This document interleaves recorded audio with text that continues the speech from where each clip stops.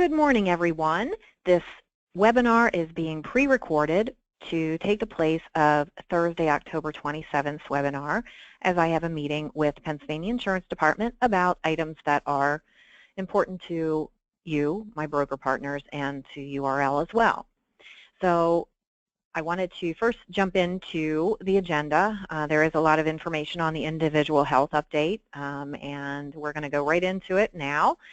Cap Blue Cross, the information has been released as far as their product information. Their plan designs and brochures and rates are still not out there and still not available.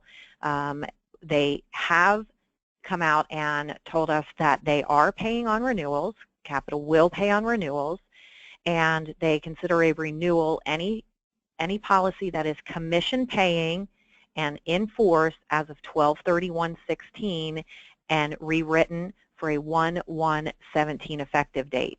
Now keep in mind that the renewals have to be commission paying, so any business that was written during the special election period that is non-commissionable, even if it's still on the books, it is non-commissionable in 17 as well.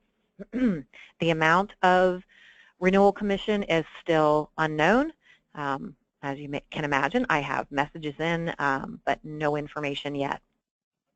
As we mentioned before, Independence Blue Cross will pay on 2 new-to-blue plans. They are and only on 2 plans, the Silver Proactive Value, which is off marketplace only, and the HMO Bronze, which looks to me that it's both on and off, and they are paying commission on those 2 new plans only and all renewals, but nothing new to blue outside those 2 plans. Aetna, we all know that they are not offering any products on marketplace. They do have what looks like 2 plans off marketplace and no commissions, no commissions at all. We did get some news from Highmark this morning, and it's not good, folks. So for Central and Western PA for 2017, Highmark, again, Central and Western, are not paying any commissions for new to blue, and they're not paying any commissions on renewal. So Central PA, Western PA, Highmark, no commissions for 2017. Blue Cross of Northeastern PA, now Highmark East, was not paying any renewal or new to blue last year. They have 4 plans. They are paying on 2 plans on and off, and those plans are the Silver HMO and the Bronze HMO. Again, that's for on and off, and they are paying commissions on that, and that is $4.80 per member per month. That is the compensation. They are not paying any commission for their Gold HMO or their Bronze HMO, Bronze PPO. So please be mindful of that. UPMC, paying commissions for new and renewal, pardon me, and as of this morning, still not releasing the amount. And then Geisinger, as we mentioned before, they're going to pay renewals, but not on new business. And just so you know, there is a commission issue with Geisinger because they pay a percentage of premium. They had incorrect information on the advanced premium tax subsidies, and it caused them to overpay, quite frankly, on individual health business. So on this run, you're going to see some chargebacks because they're charging back compensation for the overpayment due to that incorrect posting of the subsidies.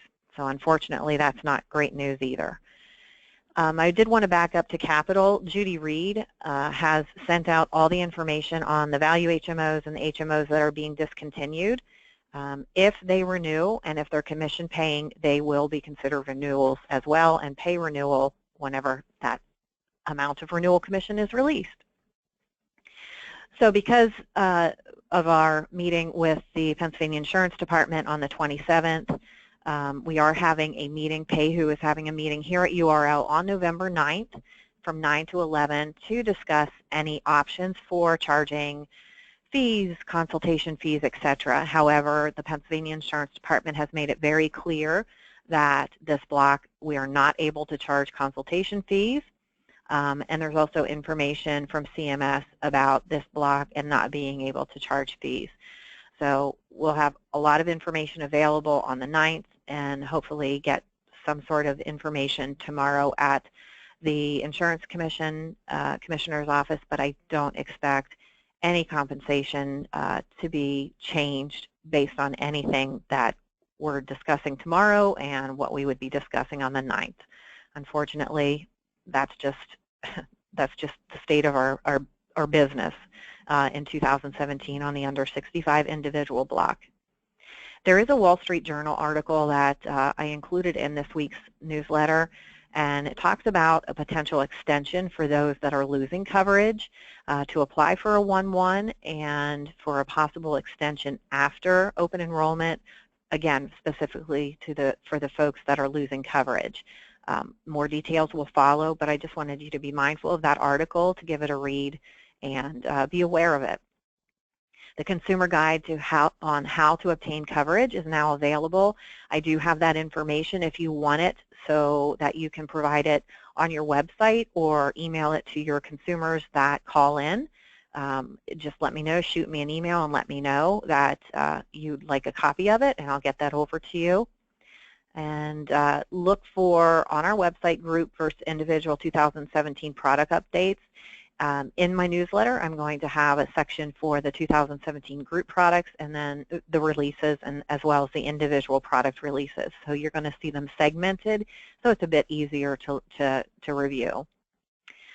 3 new things to watch for. Medicare, the Medicare Offerings Department is going to start to run biweekly webinars to keep you informed on the plans and any information that is important for you to know in the Medicare market.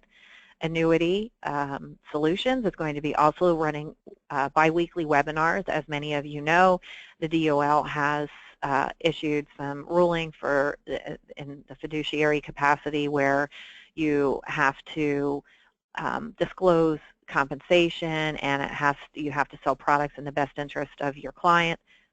And that is a 30,000 overview. I don't know the details of this, but Joe Corio, our Senior VP and the head of our Annuity Solutions Division, is going to keep you informed on all of the legislation and the new way of doing business in the annuities annuity segment. Also, Steve Clemens from our Life Markets division is promoting a new process, and it's called the SLAP Life process, and that stands for Simple Life App Process. It's going to be a time saver. You're going to be able to submit one application for multiple carriers, and Steve's going to explain all of that. But I think it's a really great and easy turnkey solution, especially for you, my health agent partners, looking for other ways to replace that lost revenue. So watch for all of those exciting things coming up. If you're in the Medicare or annuity or life market or want to be, a lot of good information is coming down the pike. As a reminder, the marketplace opens November 1st. Rates and plan information is now available on healthcare.gov. So if you've not had the pleasure of logging in and checking out the rates for 2017, you certainly owe it to yourself to do that before any client gets any sort of renewal offer, because the rates are staggering, incredibly high. So, and the choices are very slim. So please be mindful of that. Take some time to go to healthcare.gov, check out those rates. We won't have an open forum today, obviously, because this is being pre-recorded. But as a reminder, the next webinar will be Thursday, November 3rd. I hope I have a lot more information to share. We'll be into the open enrollment season at that point, and I'm sure we all will need some comfort along the way. So I thank you for listening to this webinar. If you have questions, please don't hesitate to reach out to me. You can reach me here at URL 800-926-8875, extension 113, or you can email me, debw@urlinsgroup.com. Thanks so much, and I look forward to talking with you all next week. Bye-bye.